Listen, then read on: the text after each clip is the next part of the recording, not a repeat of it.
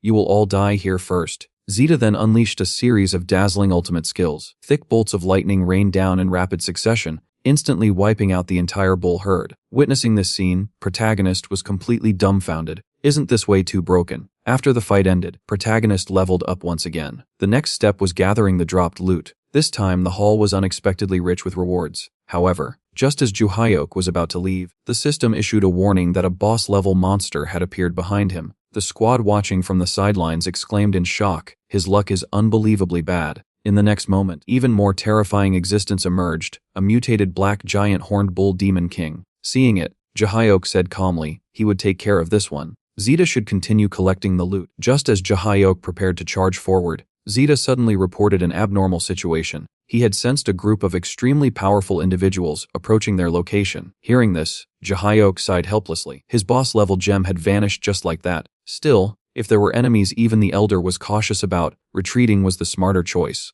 After retreating safely, Juhyok exited the game pod. While browsing through game news afterward, he came across shocking information. After Juhyok had fled, the remaining squad joined forces and successfully killed the mutated boss. To everyone's surprise, it dropped 90 top-tier gems in a single drop. Protagonist was so furious, he nearly spat blood. 90 top-tier gems were worth 450 million gold coins. With that amount, he could have lived the rest of his life without worries. Just like that, 450 million vanished. His luxury cars and mansions instantly turned into nothing more than illusions. After calming down, Juhyok decided he needed to grind harder and make up for this loss. The scene shifted to an office, where a man spoke up, saying he had heard a mutated gem appeared in the dark wilderness that day. The subordinate beside him nodded, and confirmed it was said to be a mutated monster with massive boosts to all of its attributes. At that moment, the young man seated at the head of the room smiled faintly. It was quite interesting. He ordered an immediate investigation, and mentioned that the red-name player who lured out the mutated boss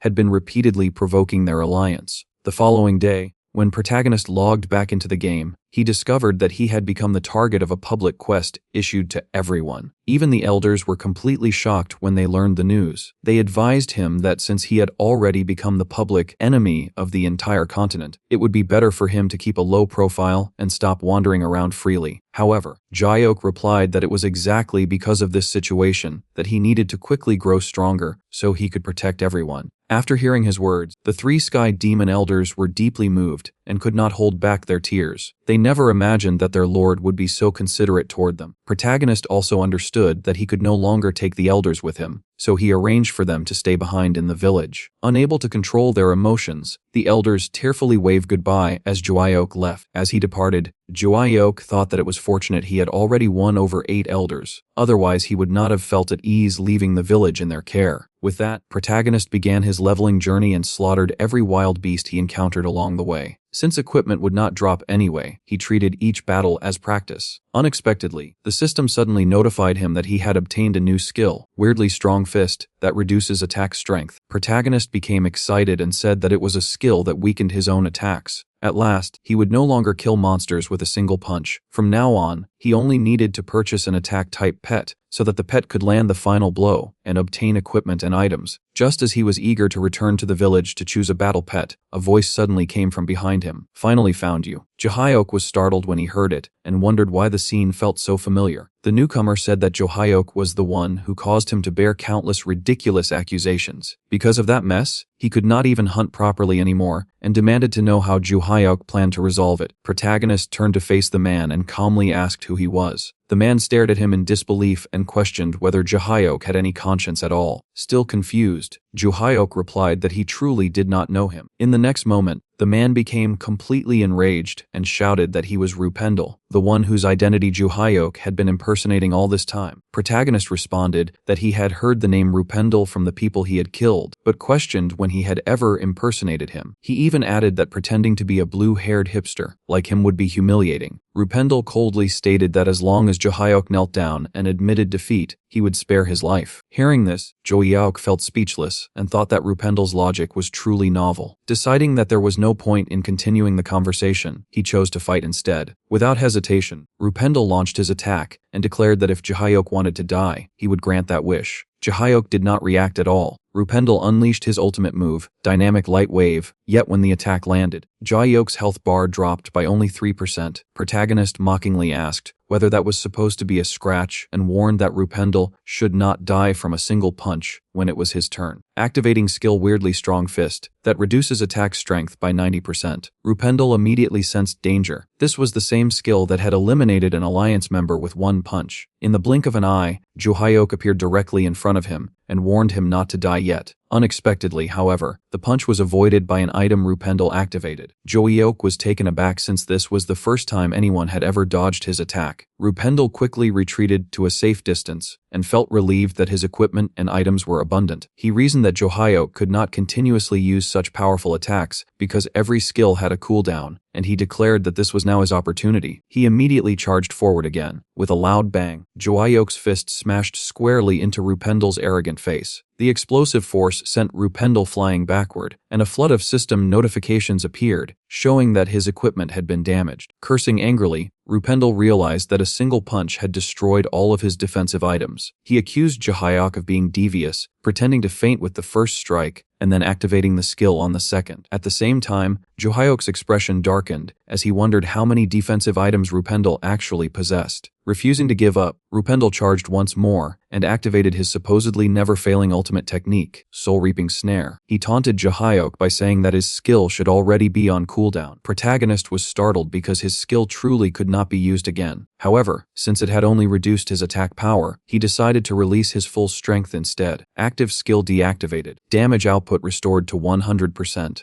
Johyok immediately threw a punch to meet the charging Rupendle. Their attacks collided in a burst of dazzling light, and in that instant, everything around them seemed to fall completely silent. After the light faded away, Johyok slowly approached Rupendle, who was sprawled on the ground, and spoke coldly. Was he actually dead, or just pretending? Didn't he boast about being the strongest level 50 player, with no life-saving methods? Why would he recklessly rush forward? Was he stupid? At that moment, Rupendle, who had already turned into a soul, took devastating secondary damage just from hearing those words. Protagonist quickly sensed that something was off. Rupendle was also a red name player, so why had no equipment drop? After his death, even Rupendle himself was stunned by this outcome. A fully maxed red name player was supposed to have a guaranteed equipment drop rate. Then realization struck him, and he immediately spat out a mouthful of fresh blood. Hadn't all of his equipment already been shattered by his own actions? Those items were treasures he had accumulated over decades. After a brief pause, Protagonist also recalled what had happened and glanced at Rupendle's body on the ground, muttering that he should have restrained himself earlier, and that wasting all that equipment was a pity. A faint smile appeared on his face. Dealing with a level 50 player was clearly not an issue for him anymore. Now, it was time to put his plan into action. With that thought, Protagonist lightly leaped away and left the area behind, leaving only Rupendle's soul grinding his teeth in rage. However, in the very next second, his soul was suddenly sealed by an unknown skill. Rupendle was horrified. Even as a soul, how could he still be targeted and restrained? A figure completely wrapped in a cloak emerged and spoke with excitement, praising the unexpected gain of such high-quality soul material and remarking on his incredible luck that day. Rupendle instantly sensed danger beyond measure. What kind of monster was this person? Before he could think further, dizziness overtook him and his consciousness faded. When he awoke, a system notification appeared, stating that his soul had been imprisoned and would become permanently bound if not released. The cloaked man spoke eagerly, ordering his new slave to do 10 push-ups as a test. Just as Rupendle attempted to resist, a bolt of lightning suddenly descended from above, knocking him unconscious on the spot. Left with no choice, he obediently began doing push-ups nearby. Inside, he cursed silently, wondering what kind of terrifying skill this was. Could this person be a necromancer or some kind of hidden class? Despite that, the man seemed quite young. If handled carefully, perhaps he could be manipulated instead. With that thought, Rupendle spoke up, offering to help his master obtain even stronger souls. The scene transitioned to a forest not far away. Protagonist asked his sister Shia to purchase a batch of items for him. Curious, Shia asked why he needed so many low-level magic books. These were all low-tier universal spells meant for unclassed wanderers, and with his level, he should not even be able to use them. Johyok simply smiled and said that even a small branch could become lethal in the hands of a sword saint. Afterward, Johyok began learning those beginner spells. He remarked that with attributes this high, relying only on brute force would be a complete waste. When Shia realized that Johyok had actually learned beginner skills, she exclaimed in disbelief and asked if he still had not changed classes. Upon receiving his confirmation, she cried out that she had had quit her job just to depend on him in the game, and now he was telling her he had not even changed class. She said she did not care anymore and that he had to take responsibility for her until the very end. Jaehyuk responded calmly and confidently. He told her to relax and said that from this moment on, he would establish his own kingdom right there. Next, Jaehyuk prepared to test the beginner healing spell he had just mastered. He gathered a soft green glow in his hand, and in the next instant, Shia was wrapped in that emerald light. Vital energy surged through her entire body. Just as she assumed the test was over and reached for a health potion, Jaehyuk stopped her and told her there was no need and that she should check her status. She did so and froze in shock. Her health had already fully recovered at an astonishing speed. Even specialized priests would struggle to achieve something like that. Seeing how smoothly it worked, Jaehyuk decided it was time to test a support spell that boosted attack power. As Shia was still wondering where they could find a suitable target, Jaehyuk suddenly pointed behind her and told her that the target was already there and to turn around. Shia slowly turned, expecting perhaps another player, but instead found herself staring at a level 40 giant black bear. Terrified, she shouted and asked if this was not something that normally required a whole team. The massive bear roared and immediately charged at them. Yet within just 3 minutes, Shia defeated the ferocious creature all by herself. Jaehyuk spread his hands and asked if she believed him now. Later, while Shia was sorting through the bear's drops, she found a blue gem valued at 5 million. In the past, everything she farmed had to be handed over to the Alliance, but now she had earned 5 million in mere minutes. Jaehyuk chuckled at her inexperienced reaction and told her he would take her to the dark wilderness to really broaden her horizons. In one moment, she was a timid novice who knew nothing. In the next, she had transformed into the strongest mage on the continent. Because Jaehyuk secretly cast an attack-boosting skill on her, she now resembled a descending spell deity, unleashing devastation across the dark wilderness. Even Jaehyuk broke into a cold sweat witnessing the destructive power. It was far too overwhelming. When everything settled, only scattered bull souls remained. Shia rushed over excitedly to gather the loot. Holding a large pile of blue gems, she exclaimed happily that there were 18 blue gems. However, while Shia was still immersed in the joy of sudden wealth, Jaehyuk sensed something unusual. The dark wilderness was far emptier than before. He wondered if something had happened. Before he could think further, a sudden sneak attack broke his focus. Jaehyuk responded by using his strangely powerful fist, deliberately suppressing his strength to the minimum, and threw a punch while telling Shia to finish him. She reacted instantly and delivered the final strike. By doing this, even though Jaehyuk carried a red name, equipment still dropped. When Shia picked up the fallen player's gear, guilt surfaced within her. She felt like a bandit. Jaehyuk reassured her, explaining that since the other party attacked first, they could not just allow themselves to be killed. At that moment, a well-organized squad appeared in the distance, moving toward Jaehyuk. Their equipment was uniform, their formation disciplined, and their leader was clearly a level 50 expert. Seeing this, Shia panicked and asked if they were there for him and said they should run. Such an overwhelming presence was something she had never encountered before. Fear overwhelmed her, and tears welled up in her eyes. Jaehyuk, however, smiled calmly and told her not to worry and to act like she did not know him. He then stepped forward slowly and said that for just one person, they had really sent quite the lineup. Without hesitation, the squad captain gave the order to attack. As an imprisonment skill flew toward him, Jaehyuk scratched his head impatiently and said that he had already warned them. As long as they did not attack, he would not take their lives. He casually lifted his hand and shattered the binding chains. Immediately afterward, he launched the fireball spell he had just learned. The opposing captain stared in shock and realized it was beginner universal magic. The captain ordered all tanks to deploy magic shields immediately. Magic barriers rapidly formed, encasing the squad. He shouted that it was only a low-level spell and to block it, while ranged mages prepared their combo attacks. Yet the instant the fireball made contact with the shields, it detonated with a deafening explosion. Violent energy erupted, and blazing light lit up the entire dark wilderness. Jaehyuk sighed softly. Even he had not expected such terrifying power from a simple fireball. When the dust cleared, the Alliance captain stood frozen in disbelief. Every one of their elite tanks had been wiped out by that single spell. It felt impossible. He questioned how this could happen and wondered if it was some kind of illusion. Weren't they told this guy was a useless noob who could not use skills? Jaehyuk thought to himself that this was the strength of his fireball and that maxed attributes truly made a difference. Shia, who had witnessed everything, quickly sent him a private message filled with confusion. Jaehyuk replied honestly that he had not known the spell would be that powerful either. Jaehyuk remained standing still. Shia asked nervously if he was trapped. He replied darkly that he was waiting for the fireball's cooldown because he wanted to throw 2 more. Shia could only think one thing. It was over. Her brother was starting to become abnormal too. A system message appeared stating that fireball would take 50 seconds to cool down, and protagonist found the long cooldown extremely annoying. The enemy commander ordered the rangers to prepare a large-scale attack. He could not understand the situation. That kid was clearly a mage, not a fighter. A white-haired knight with gold shoulder pads and a blue cloak stepped forward. Through whispers, urgent support was requested. The target was not Mali, and they needed a tanker capable of deploying a level 30 protective barrier. Alliance President Johnson Jin arrived with his knights. He learned that 3 people were already dead, but the damage was limited due to Ju Hyaok being bound and having long cooldowns. Still, Johnson realized the information they had received was wrong. The boy was far more cunning than expected. Believing overwhelming force was necessary, the commander ordered continuous ranged attacks. Arrows, musket fire, and explosions bombarded Ju Hyaok's position. The commander smiled, confident that binding the enemy and attacking relentlessly was enough to defeat any mage. Then protagonist suddenly leaped into the knights and killed one with a single blow. The commander was shocked. The cooldown was over. Ju Hyaok grabbed a knight, used fireball at point-blank range, and charged forward, smiling as explosions erupted behind him. He laughed, saying he was repeating himself, and warned them that if they did not attack first, he would move again. Panic spread as soldiers shouted that he was a magician and ordered a retreat. The president stepped in, took command, and shared the promotion quest, summoning nearly 200 knights. He believed Ju Hyaok was alone and exhausted. Ju Hyaok glanced at his HP bar, disappointed that it had barely dropped. Compared to Rupendle, these enemies were far too weak. Even when damaged, his recovery rate was overwhelming. Surrounded on all sides, Ju Hyaok calmly fought on. Xia watched anxiously. Ju Hyaok whispered to her to attack him as well, explaining that otherwise she would look suspicious. After some hesitation, Xia used lightning strike. A system message appeared stating that Ju Hyaok was brutally destroying his enemies. Soon after, purple system messages appeared. His assassin's mark darkened. His sins were aggravated. The heavenly Death Star awakened. A massive purple window appeared, topped with a black goat's skull. The rank granted increased damage and defense in player versus player combat, increased growth and experience during player killing, and reduced penalties against hero-ranked players. Protagonist sat on the ground smiling, surrounded by a black aura, wondering if he now looked like a devilish assassin. He continued slaughtering knights, realizing that the deeper he sank into sin, the stronger the heavenly devil's loyalty became. When questioned whether he was a magician or a fighter, Ju Hyaok smiled and replied that he had no class at all. The president's face turned red as he continued to yell angrily at the protagonist to get ready. He would definitely find his weakness and finish him off. In next second, protagonist was standing in front of the defeated president and the commander. Suddenly, Ju Hyaok turned around and saw Xia on his left, whispering to him and asking if she could do some experiments with him. Ju Hyaok answered with a puzzled expression, asking what she had gotten. Xia, looking into the distance, said that it seemed she had received a special professional quest. Later, Ju Hyaok and Xia entered the Romania dungeon. Xia tested her full strength against him, unleashing spell after spell. After an hour-long assault, Ju Hyok's HP dropped by about 30%. He thought that it felt a little tingling. Although he had used a buff, the feeling was similar to Rupendle's death move. Xia, furiously looking ahead, she discovered that Ju Hyaok carried the title Heavenly Death Star and began the process to counteract it. Suddenly, skeletons emerged. As Xia stepped back, her body glowed blue. System messages declared that the Heavenly Death Star had escaped and that Xia had completed her class conditions. Her staff and clothes transformed. A final system message appeared stating that one of the 7 holy thrones had been occupied. Xia stared ahead in fear and asked softly if she was now sitting on the holy seat. The scene shifts to the city outside the game. Inside the meeting hall, the Alliance President John Dream stepped onto the stage and thanked everyone for attending. His expression soon hardened as he revealed that the Alliance had suffered a severe setback. Due to false intelligence, the operation to capture protagonist had failed, causing traitors to withdraw and leaving the Alliance critically weakened. As a consequence, emergency staff reductions became unavoidable. Discontent spread through the hall as employees whispered among themselves, blaming the growing chaos, the appearance of black monsters, and the steady decline of the economy. Acknowledging their frustration, the president announced that the quest would not be abandoned. Although he could not say when it would resume, he promised that once it was completed, everyone involved would receive promotion points. He hoped this assurance would ease resentment, and concluded by saying he wished to see them again under better circumstances. Later, the president rested inside a secured chamber, quietly assessing the situation. Reducing personnel had limited the immediate losses, but restoring relationships with partners was far more important. As he lay there, a system notification appeared, indicating a connection to Olympus. He understood that once reputation was lost, it was extremely difficult to recover. Decisive action was necessary. Together with the Alliance directors, he resolved to secretly invest enormous funds to suppress the chaos threatening their survival. After arriving in Olympus, the president approached a bartender known to be connected to the underworld. He requested the services of Salmak and placed 1 billion gold on the counter as an advance payment. The bartender accepted the request and promised results within 3 days. As the president left, the weight of the cost settled heavily on him, 10 billion in total, with 7 billion designated as the reward. While traveling through a forest and stepping beyond the safety of a protected zone, death came without warning. The president's head was severed in an instant. A system alert declared that he had become prey. Existing only as a spirit, he watched as a masked man surrounded by red energy dropped a map beside his corpse, the unmistakable mark of black flowers. The assassin calmly informed him that an indefinite execution order had been placed on him. Elsewhere, a Black Flowers operative reported the mission's success. Their leader decided the circumstances demanded his direct involvement. This man was Second Elder Yorhan, who had spent 30 years forging his organization in service to the Absolute. Clad in black attire, wearing a mask, and carrying a blade radiating menace, he set out to confirm whether the rumored absolute ruler truly existed. Jayok soon encountered Shia. Communicating through whispers, he questioned how she had surpassed level 30 so quickly. Smiling, she explained that she had changed her class and awakened as the 7th Holy Throne of the Moon, a pure white wizard, now at level 31. Her throne status allowed her to grow without promotion points, resulting in unusually rapid advancement. Jayok immediately sensed the danger. Though he wished only for a quiet and peaceful life, his sister's overwhelming growth made such a future unlikely. Because of their previous involvement in large-scale PvP within the Desert of Darkness, they relied on whispers and concealment items to avoid recognition. A system notice suddenly identified Shia as a platinum rank hero, leaving him unsettled by the implications of the title. With playful honesty, his sister admitted that she wanted to kill him once in order to complete a special quest, promising to share the reward afterward. Disturbed but resigned, Jayok replied that if he were ever destined to die, he would rather it be by her hand. Delighted, she eagerly agreed. Several days later, the siblings hunted together and defeated a giant black bear, successfully clearing the dungeon. Jayok found himself just short of level 40 and decided to remain behind to defeat a few more monsters. His sister left briefly to restock potions and supplies, assuring him she would return soon. As Jayok stood alone, a voice suddenly called him, the absolute being of Sky Devil. He turned to see Second Elder Yorhan, whose dagger pressed against his throat as an overwhelming aura flooded the area. Yorhan stated that he had come to verify Jayok's identity and warned that failure would mean death. A system notification appeared before Jayok's eyes. Quest: the attack of the Second Elder Yorhan. Difficulty SS rank. System messages confirmed it immediately. This was an SSS level quest. As one of the 12 elders, Yorhan excelled at ambushes and covert assassinations, and earning his recognition was mandatory. If the one who claimed to be the absolute ruler failed to gain acknowledgement from even a single elder, his position would become dangerously unstable. Standing here, Jayok felt as though he were caught at the center of an impending cataclysm. His thoughts drifted to his sister. After striking him earlier, she had become the constellation, increasing the likelihood that an absolute evil would emerge in this timeline.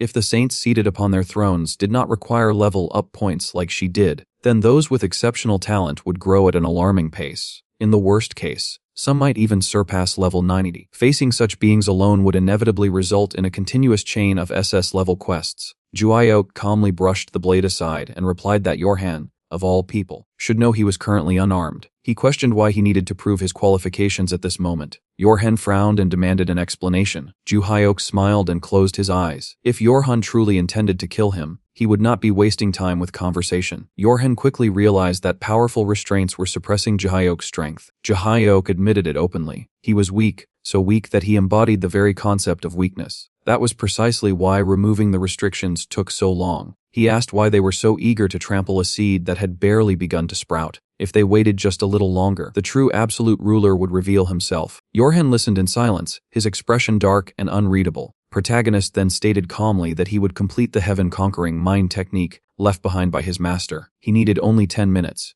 Yorhan hesitated. The claim sounded absurd, yet he agreed. Red aura surged around him as he pulled his hood down and dissolved into Jayok's shadow, declaring that he would observe. Exactly 10 minutes. A countdown appeared before Jayok's eyes. He rushed out of the dungeon and into the forest, intending to gather the remaining experience he needed. Yet something was wrong. No monsters appeared. As seconds slipped away, unease tightened around his chest. The timer continued to fall. Due to bad luck, he was always surrounded by monsters, yet the forest was silent. In the last second, Shia whisper protagonist. His sister had finally found him, but she was being chased by a group of black giant bears. Jahyok turned in shock, then smiled. She had unknowingly delivered exactly what he needed. He shot past her in a blur, telling her to escape while he handled the rest. In moments, the forest filled with system notifications as the bears fell one after another. His experience reached its limit. His level surged to 40. 3 seconds remained. Yorhan reappeared behind him. Jahyok activated the skill. Golden light erupted from his body, hurling Yorhan backward. System messages flooded in as the heaven-conquering mind technique fully awakened and became permanently active. Flames ignited within Jahyok's chest, and overwhelming power surged through his body. His stats rose sharply, and his dominance over the Heavenly Devil expanded outward. Titles were confirmed. Heavenly Death Star, Absolute Evil +1. The golden glow faded, replaced by a violent red aura. Every attribute increased by 20%. Skill cooldowns shortened. Maximum health and mana expanded. Absolute evil points began accumulating. Without hesitation, Yorhan dropped to one knee. He admitted his failure to recognize his lord sooner and pledged unwavering loyalty. The second elder's recognition was complete. The SSS level quest concluded successfully. Only one elder remained. Jahyok contacted his sister again. She reported widespread chaos. News of an absolute evil had spread, throwing society into panic. Her own stats had surpassed 100 thanks to his influence. Still shaken, she logged out shortly afterward. Jahyok turned his attention to the rewards. Salmek had effectively fallen into his hands. Power, resources, and influence would follow naturally. As Yorhan prepared to report on Salmek's current status, he suddenly sensed approaching hostility. A knight in a green cloak rode forward, flanked by a small army. He shouted that whoever killed Ramtadian would receive an unimaginable reward. Jahyok crossed his arms, irritation flickering across his face. Are they ever going to stop calling me that? The knight raised his sword and shouted that he was standing alone, daring the others to bring him down. The mounted knight immediately ordered an energy charge, and the axe knights surged toward protagonist. As the heaven-conquering mind technique activated, protagonist quickly assessed their strength and realized that only one among them posed any real threat. Protagonist advanced calmly while knights fell one after another around him. It was his first time fighting knights, yet their low level left him disappointed. The commander attacked recklessly, but Jahyok smashed his fist straight into the commander's sword. He was briefly surprised when the blow was blocked, then immediately understood that the man's equipment was unusually good. The commander laughed nervously, assuming Jahyok was exhausted. Jahyok responded by striking him cleanly on the head, dropping him instantly. System messages appeared, announcing the death of a viscount and the killing of a noble NPC. His absolute evil points increased. Satisfied with how efficiently the mind technique worked, Jahyok looked ahead, wondering what reward awaited him, then demanded that anyone else hiding reveal themselves. A man in a black robe stepped out from the forest, introducing himself as a hunter who intended to kill Jahyok and turn him into a slave. Purple energy flared as Rupendle emerged from his aura and fell to one knee. The necromancer claimed Jahyok would suffer the same fate. Rupendle recognized protagonist immediately and loudly declared his name, mocking the situation. The necromancer raised his hand, and fallen soldiers began to rise. The commander stood again as an undead, his eyes empty and lifeless. The resurrected knights advanced slowly, repeating a single word over and over, Ramadan. Jahyok realized the necromancer possessed a rare hidden class. These undead were different from ordinary revived corpses, and even heaven-conquering could not fully measure their strength. The commander pledged his body and soul to the necromancer, releasing a surge of dark power. Without warning, system messages appeared, confirming the activation of the absolute evil title. A purple aura spread across all the undead as Jahyok seized control of every product of black magic. The heaven-conquering mind technique directly suppressed necromancy, and the necromancer panicked as his authority was stripped away. Further system messages confirmed that absolute evil, combined with heaven-conquering, had completely control over black magic. Jahyok calmly issued commands. To demonstrate his dominance, he ordered Rupendle to jump 10 times. Overwhelmed by the purple aura, Rupendle obeyed while crying out in despair. The necromancer collapsed in terror and revealed that he was only 19 years old. Jahyok spared him, stating that he only killed those who struck first. Grateful to be alive, the necromancer fled without hesitation. Rupendle, shaken to his core, begged for forgiveness and swore absolute loyalty. Jahyok accepted casually, amused that he had gained a servant instead of needing a pet to collect items. Outside, a girl emerged from a capsule. She realized that Juhyok's power far exceeded her own necromancy. Remembering her mentor's prophecy about a ruler destined to conquer the world, she regretted not following him. After checking the time on her phone, she panicked and hurried away. After Yorhan soon knelt before Juhyok and revealed everything about Salmak. The organization possessed S-class assassins capable of killing even top imperial knights, conducted brutal recruitment trials, maintained deep ties with powerful nobles, and had accumulated enormous wealth. Salmak's operating funds totaled 2 billion gold, while Yorhan personally controlled 4 billion,